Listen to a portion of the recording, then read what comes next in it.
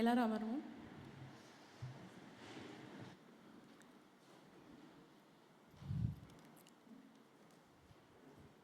அன்பான இயேசுவின் நாமத்தினாலே உங்களை எல்லாரும் வாழ்த்தி நான் வரவேற்கிறேன்.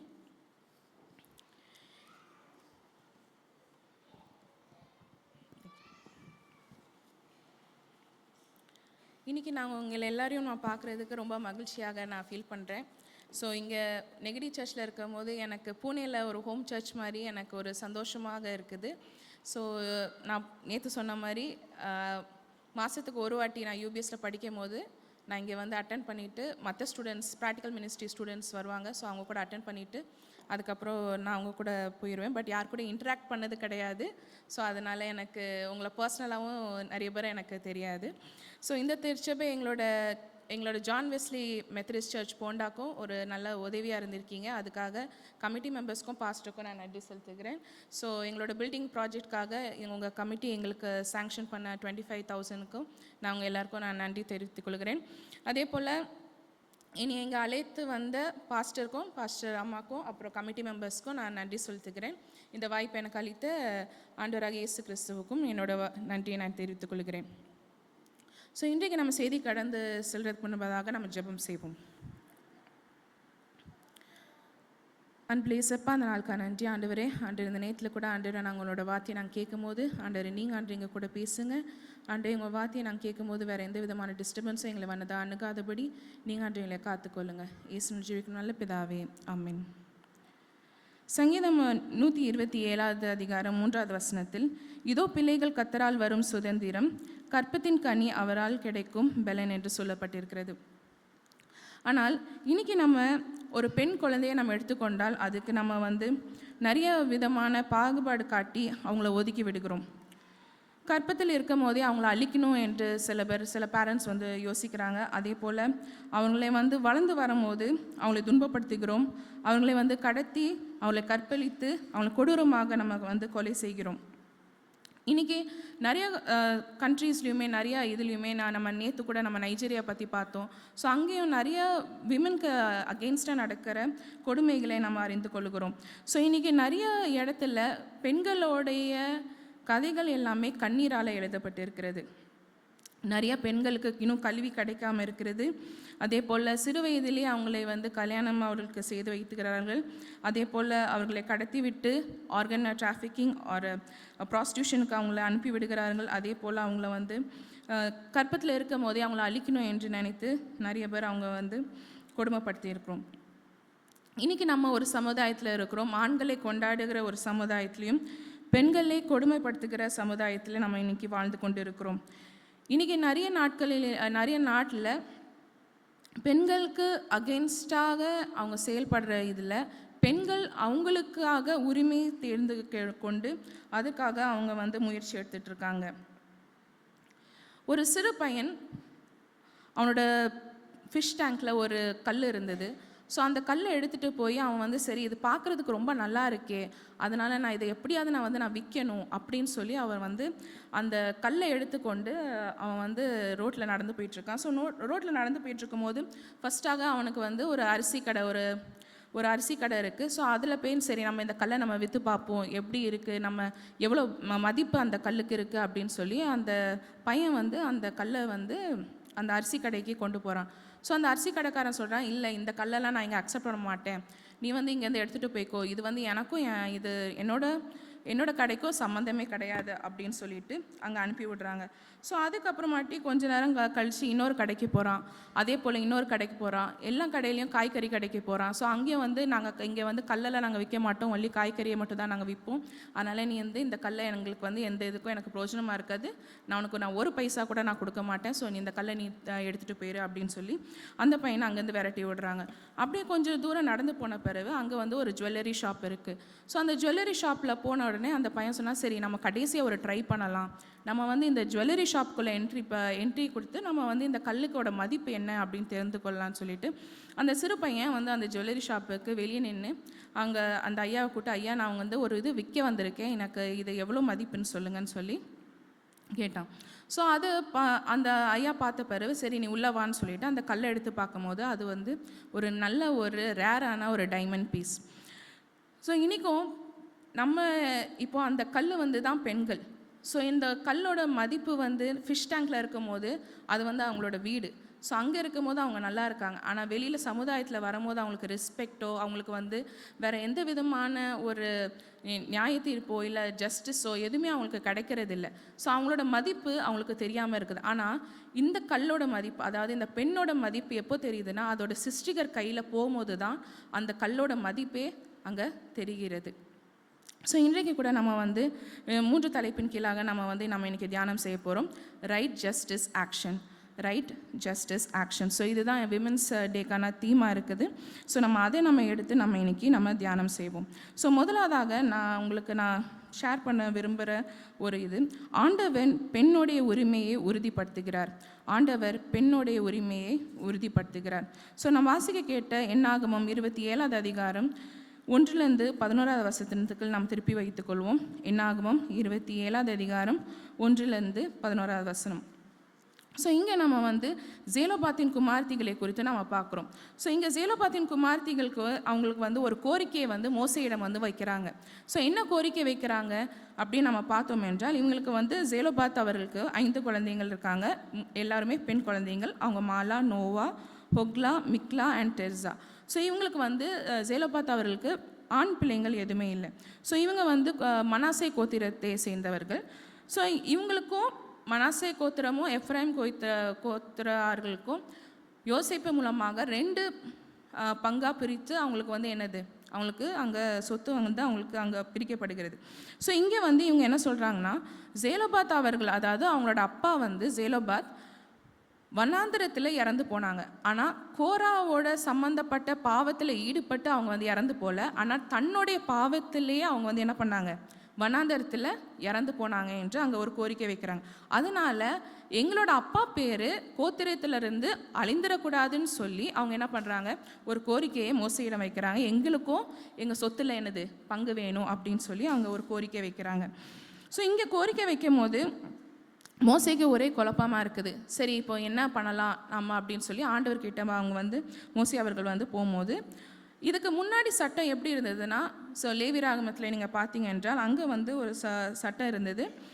ஆண் பிள்ளைங்களுக்கு மட்டும்தான் சொத்து அங்கே கொடுக்கப்படும். ஸோ அங்கே லேண்ட் பிரிக்கும் போது ஒன்லி ஆண் பிள்ளைங்களுக்கு மட்டும்தான் அங்கே சொத்து வந்து அவங்களுக்கு கொடுக்கப்படும் என்று அங்கே இருக்குது.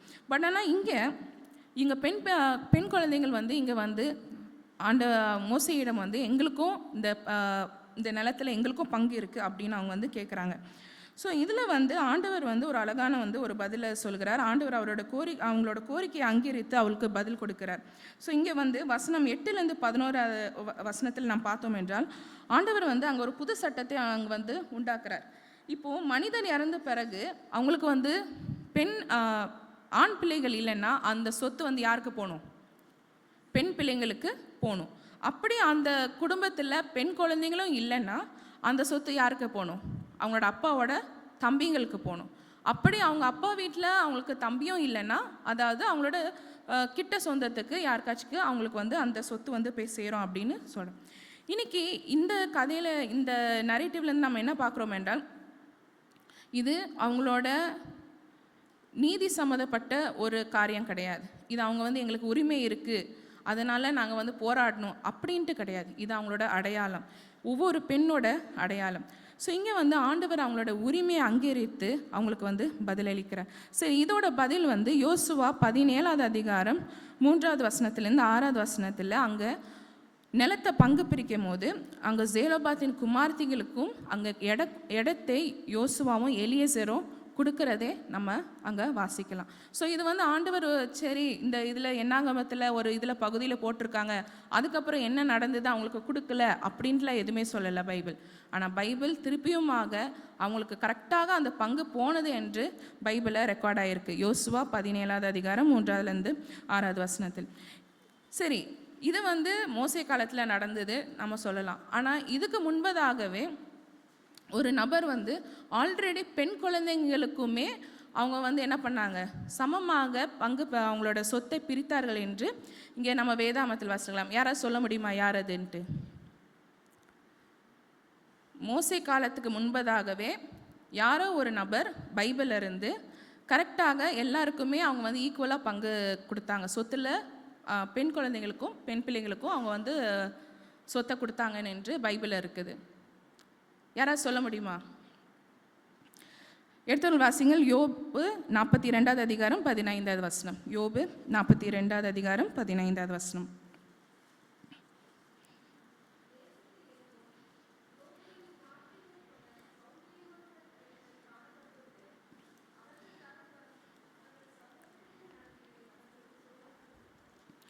ஸோ இங்கே வந்து அவங்களோட ஆண் பிள்ளைங்களுக்கு சமமாக அவங்க என்ன பண்ணுறாங்க, பெண் பிள்ளைங்களுக்கும் அவங்க வந்து என்ன சொத்தை அவங்க வந்து பிரிக்கிறதே நம்ம பார்க்குறோம். ஸோ இது வந்து மோசே காலத்துக்கு முன்பதாகவே என்னது நடந்தது என்று நம்ம பார்க்கலாம். இன்றைக்கி ஆண்டவராகிய இயேசு கிறிஸ்து நம்மளோட பெண்ணோடைய குரலை வந்து எப்போத்தாலும் கேட்குற ஒரு ஆண்டவராக இருக்கிறார். அவர் என்றைக்குமே அவர் வந்து சரி என்னது பாரம்பட்சம் பார்க்காத ஆண்டவர் கிடையாது. அவர் எப்போத்தாலுமே அவர் வந்து என்ன பண்ணுறாரு, பெண் பிள்ளைகளையும் ஆண் பிள்ளைகளையும் சமமாக பார்த்து அவர்களுக்கு பதிலளிக்கிற தேவனாக இருக்கிறார். இன்றைக்கி நம்ம வந்து ஜெனிசிஸ் 16 நம்ம பார்க்கலாம். ஆதியாகமம் 16வது அதிகாரத்தில் ஹாகார் அவர்கள் வந்து சாரா இடத்துலேருந்து அவர்கள் ஓடும் போது கூட யார் வந்து அவங்களுக்கு இது அவரோட செவியை கேட்டாங்க, ஆண்டவர் தான் வந்து என்ன பண்ணாங்க, அங்கே அவங்களுக்கு பதிலளிக்கிறாங்க. அவங்களுக்கு ஸ்ட்ரென்தன் படுத்தி மறுபடியுமாக நீ சாரா இடம் போ அப்படின்னு சொல்லி அவங்களுக்கு வந்து ஸ்ட்ரென்தன் படுத்தி அனுப்பி விட்றாங்க. இங்கே பார்க்குறோம், ஹாகார் தான் முதல் பெண்மணி ஆண்டவரை பேர் வைத்து அழைக்கிறத ஒரு பெண்மணியாக நம்ம பைபிள் வேதாகமத்திலே நம்ம பார்க்கலாம். என்ன பேர் வைத்தாங்க? என்னை காண்கிற தேவன் என்று சொல்லி அவர்கள் வந்து அங்கே ஆண்டவருக்கு பேரிடுகிறார்கள். அதே போல் யோவான் 20வது அதிகாரம் மக்தலேனா மரியாளை குறித்து நம்ம வாசிக்கலாம். ஸோ அங்கேயும் வந்து அவங்க ஒரு ஏக்கத்தில் இருக்காங்க, யார் என்னோட ஆண்டவரை நான் தூக்கி போயிட்டாங்க அப்படின்னு சொல்லி அவங்க ஒரு ஏக்கத்தில் இருக்கும் போது, அவங்க அழுதுட்டு இருக்கும் போது யார் வந்து அவங்களுக்கு ஆறுதல் சொன்னது? ஆண்டவராகிய இயேசு கிறிஸ்து வந்து அவங்களுக்கு ஆறுதல் சொல்கிறாங்க. அதே போல் மார்த்தாலும் மரியாளுமே லாசரோவோட சாவை குறித்து அவங்க வருத்தப்படும் போது யார் வந்து ஆறுதல் சொல்கிறாங்களே? ஆண்டவராகிய இயேசு கிறிஸ்து வந்து ஆறுதல் சொல்கிறாங்க. ஸோ இன்றைக்கி வந்து பெண்களுக்கு உதவி பண்ணி அவங்களோட நியாயத்துக்கு நிற்கிறதுக்கு நம்ம அழைக்கப்படுகிறோம். அதே போல் ஆண்களுமே திருச்சபைகளில் பெண்களுக்கு சப்போர்ட் பண்ணி அவங்களுக்கு வந்து என்ன பண்ணணும், அவங்கள உயர்த்தி விடுறதுக்கு ஒரு காரணமாக இருக்க நம்ம இன்றைக்கி அழைக்கப்படுகிறோம். ரெண்டாவதாக நம்ம இன்றைக்கி தியானம் செய்ய போகிற தலைப்பின் கீழ் ஆண்டவர் பெண் குழந்தைங்களுக்கு நீதி அளிக்கிறார். ஆண்டவர் பெண் குழந்தைங்களுக்கு நீதி அளிக்கிறார். God grants justice for the women. So யாக்கோபு 2வது அதிகாரம் 1வது வசனத்திலேருந்து 9வது வசனத்தில் நாம் வாசித்தோம் என்றால் அங்கே பாரபட்சம் பற்றி அங்கே வந்து யாக்கோபு பேசுகிறார். ஸோ யாக்கோபு வந்து இங்கே வந்து என்ன சொல்லுகிறாருன்னா, பணக்காரன் ஏழையும் குறித்து அவர் வந்து அங்கே பேசுகிறார். எப்படி திருச்சபையில் அவங்கள வந்து பாரம்பட்சம் பார்த்து அவங்கள வந்து எப்படி அவங்கள ஒதுக்கி வைக்கிறாங்க அப்படின்னு சொல்லி இது பண்ணுறாங்க. அதாவது பணக்காரனுக்கு நல்ல இடத்தையும் ஏழைகளுக்கு வந்து கீழே உட்கார்றது மாதிரியும் இல்லை, அந்த இதில் அவங்க வந்து பேசிட்டு வராங்க.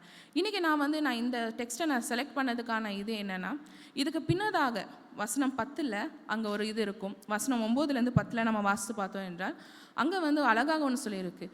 நீ வந்து உன்னுடைய நேபரை நீ எப்படி நேசிக்கிறியோ, நீ எப்படி உன்னை நேசிக்கிறியோ அதே போல் உன்னோட நேபரை நேசி.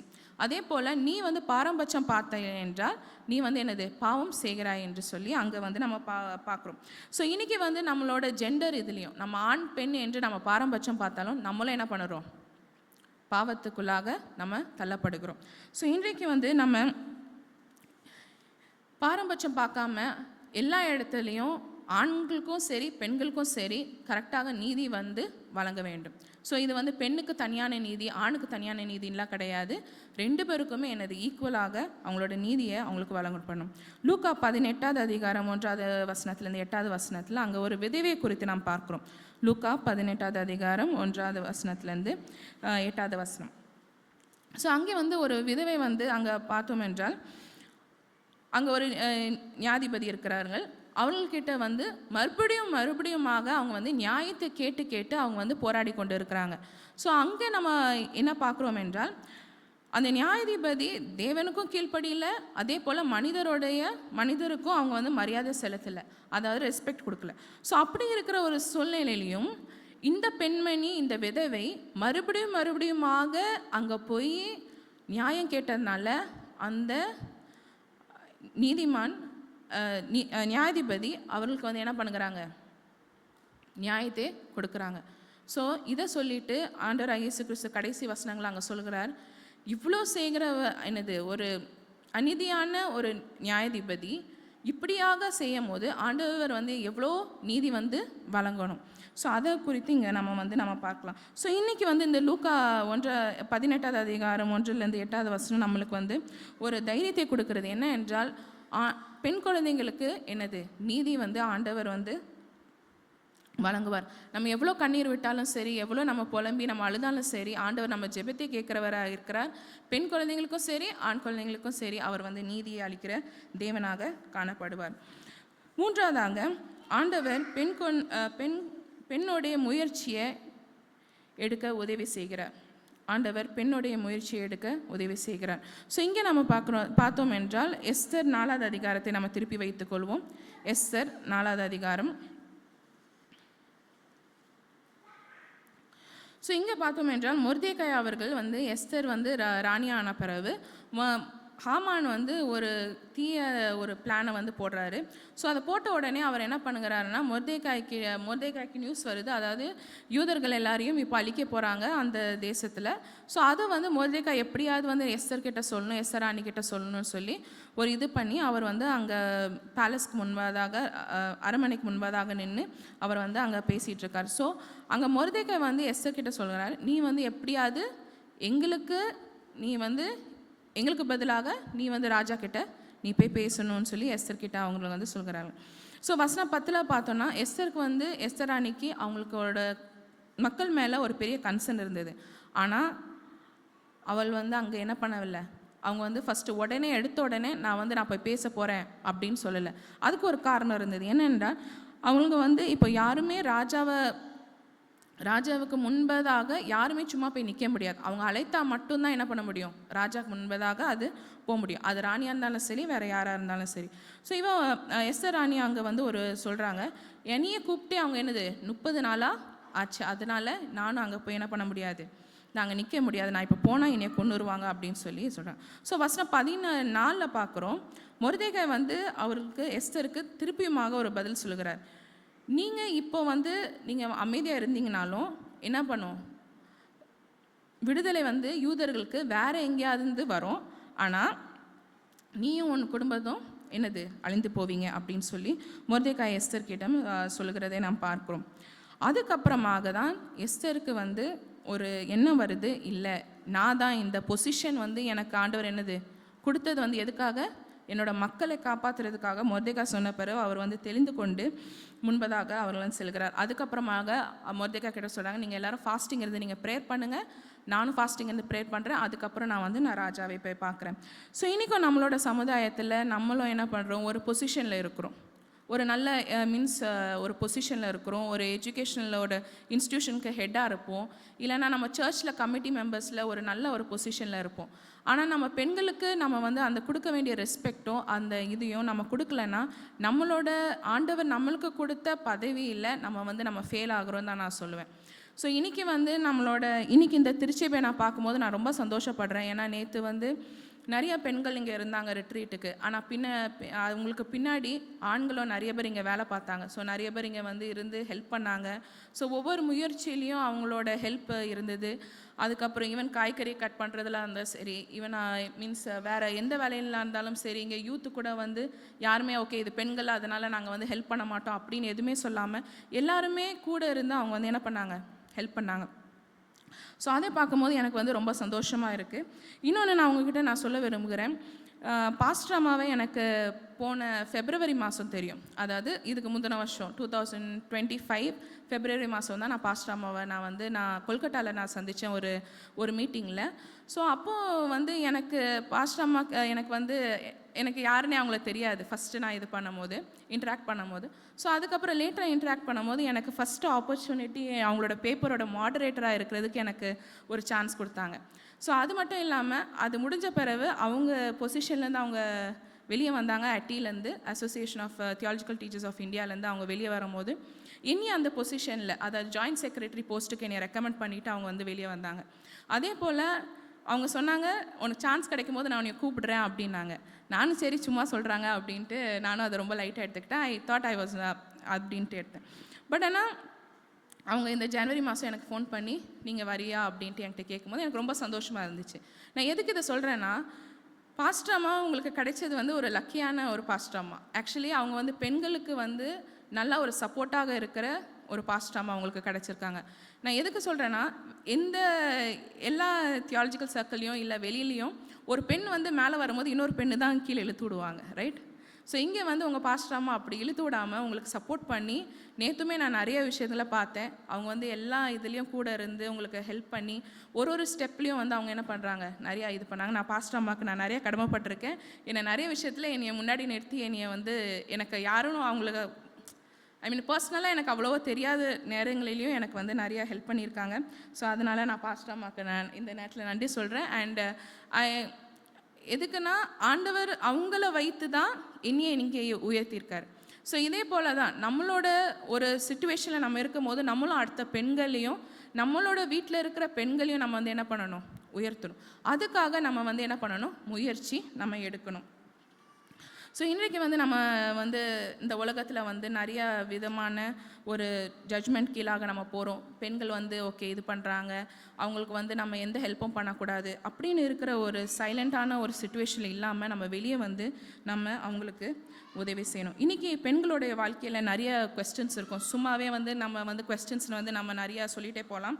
ஸோ ஆதியாகமம் 18வது அதிகாரம் 13வது வசனத்தில் சாரா அவர்கள் வந்து எப்படி நான் வந்து இந்த வயசில் நான் குழந்தைய பெற்றுக்க முடியும்னு அவங்க வந்து கேட்குறாங்க.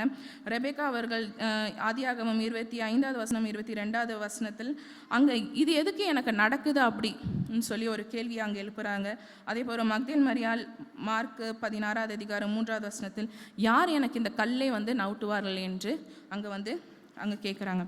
ஸோ இன்றைக்கி வந்து நம்ம இதே மாதிரி கேட்குற பெண்களுக்கும் நம்ம அந்த கொஸ்டினை கேட்கும் போது ஆண்டவர் நம்மளுக்கு வந்து யாராவது மூலமாக நம்மளுக்கு வந்து என்ன பண்ண போங்க, ஹெல்ப் பண்ண போகிறாங்க. ஸோ இன்றைக்கி வந்து ஒரு சின்ன கதை சொல்லி நான் முடிக்க விரும்புகிறேன். ஒரு வீட்டில் வந்து இரவு நேரத்தில் ஒரு 3 பேர் வந்து கதவை தட்டிகிட்டு இருந்தாங்க. ஸோ கதவை தட்டினோடனே அங்கே இருக்கிற அந்த வீட்டுக்காரங்க வந்து கதவை திறந்தாங்க. கதவை திறந்தோன்னா ஐயோ, அவங்க 3 பேர் வந்திருக்கவங்க சொன்னாங்க, ஐயோ என்னோட ஒய்ஃப் வந்து இறந்து போகிறாங்க, பிரசவ வழியில் இறந்து போகிறாங்க. ஸோ யாராவது வந்து எங்களுக்கு வந்து ஹெல்ப் பண்ணுங்கள் அப்படின்னு சொல்லி அந்த டாக்டர்கிட்ட வந்து அவங்க கேட்டாங்க. ஸோ கேட்கும் போது அங்கே இருக்கிற சிறு பெண்ணு வந்து அதை பார்த்து கொண்டு இருக்கும்போது அவங்க சொன்னாங்க, எங்களுக்கு வந்து ஒன்லி பெண் டாக்டர் மட்டும்தான் பார்க்கணும், இல்லைன்னா வந்து யாரும் எங்கள் ஒய்ஃபை பார்க்கக்கூடாது அப்படின்னு சொல்லி இது பண்ணுறாங்க. ஸோ அந்த சிறு பொண்ணு அதை எல்லாத்தையும் பார்த்துட்டு அடுத்த நாள் அவங்களுக்கு ஒரு நியூஸ் வருது, அந்த பெண்மணி இறந்து போகிறாங்க அப்படின்ட்டு. இந்த சிறு பெண் அப்போது ஒரு முயற்சி எடுத்தா, அப்போது வந்து அவரோட வாழ்க்கையில் ஒரு டிசிஷன் எடுத்தா, நான் பெரிய பிள்ளையான போகிறேன், நான் இதே ஊரில் நான் வந்து என்ன பண்ண போகிறேன், டாக்டராக நான் வர போகிறேன். அது வேறு யாரும் இல்லை, ஐடாஸ் கடர் தான், நம்ம சிஎம்சி வெள்ளூரில் இருக்கிற ஃபவுண்டர். ஸோ இங்கே வந்து நம்ம பார்க்குறோம் என்றால், நம்ம மற்ற பெண்களுக்கே நம்ம வந்து என்ன பண்ணணும், சப்போர்ட்டாக இருக்கணும். அதே போல் ஆண்களும் பெண்களுக்கு சப்போர்ட்டாக இருந்தால் அவங்கள தூக்கி விடணும். இப்போது பெண் மிஷினரிஸ் வந்து இந்த நேரத்தில் நம்ம பார்த்தோம் என்றால், அவங்க வந்து நிறைய நேரத்தில் ஓகே நம்ம சொல்லலாம், அவங்க வந்து சிச்சுவேஷன்ஸ் எல்லாமே இந்தியாவில் மாறின பிறகு நான் வரேன் ஊழியத்துக்கு அப்படின்னு சொல்லியிருந்தா இன்றைக்கி பெண் மிஷினரிஸே இருந்திருக்க மாட்டாங்க. இன்றைக்கி சாராட்டாக்க ஸ்கூல் இருந்திருக்காது, இன்றைக்கி நம்மளோட விபிஎஸ் மினிஸ்ட்ரிஸ் இருந்திருக்காது, நம்மளோட எஜுகேஷன் விமன் எஜுகேஷன் நம்மளை தமிழ்நாட்டில் இருந்திருக்காது. ஸோ இப்படி நம்ம கரெக்டான சிச்சுவேஷனுக்கு வெயிட் பண்ணாமல் நம்மளுக்கு கொடுக்கப்பட்ட பொசிஷனில் இருந்து நம்ம ஆக்ட் பண்ண நம்ம வந்து அழைக்கப்படுகிறோம். இன்றைக்கி நம்ம வந்து கலாத்தியர் 3வது அதிகாரம் 28வது வசனத்தில் கிறிஸ்துவுக்குள் நாம் எல்லாரும் ஒன்றாக இருக்கிறோம். ஸோ நம்ம யாருமே நம்ம வந்து என்னது வேறு கிடையாது, ஆண் பெண்ணுன்னு கிடையாது, எல்லாருமே கிறிஸ்துவுக்குள் நம்ம ஒன்றாக இருக்கிறோம். அதே போல் நம்ம வந்து பெண் வந்து 2ஆதாரமான படைப்பு கிடையாது, அவள் வந்து ஆண்டவரோட செல்ல மகள். ஸோ இன்றைக்கி வந்து நம்ம அவங்கள பெண்ணை வந்து நம்ம அவமதித்தால் நமது சிருஷ்டிகரே அவமதித்ததாக ஆகும். ஸோ இன்றைக்கு நம்ம அவர்களுடைய உரிமையை நம்ம வந்து கேட்கவும், அவர்கள் நீதிக்கு அவங்களுக்கு நம்ம கூட நின்று அவங்களுக்கு அந்த நீதியை வாங்கி கொடுக்குறதா இருக்கட்டும், அதே போல் நம்ம அவங்களோட முயற்சியில் நம்ம அவங்க கூட இருந்து அவங்களுக்கு உதவி செய்கிறதாகவும் நம்ம இருக்கணும். ஏனென்றால் பெண் வந்து ஒரு சமுதாயத்தில் நிற்கும் போது ஆண்டவரோட சாயல் முழுவதுமாக பிரகாசிக்கும். ஜெபம் செய்வோம். அன்பில் ஆண்டவரே, இந்த நேரத்தில் கூட ஆண்டவரே உங்களோட வார்த்தையை நாங்கள் கேட்டிருக்கோம் ஆண்டவரே. உங்களோட வார்த்தையின்படி நாங்கள் கீழ்ப்படைய நீங்கள் ஆண்டவரே எங்களுக்கு உதவி செய்யுங்க. ஆண்டவரே பெண்களை நாங்கள் மதிக்கவும், ஆண்டவரே அதே போல் அவங்களோட ஆண்டவரே முயற்சியிலே நாங்கள் அவங்களுக்கு உதவி செய்து அவங்கள உயர்த்தவும் ஆண்டவரே நீங்கள் ஆண்டவரே எங்களுக்கு நீங்கள் கிருபை தர வேணும்னு ஜெபிக்கிறேன். இயேசுவின் ஜெபிக்க நல்ல பிதாவே, ஆமென்.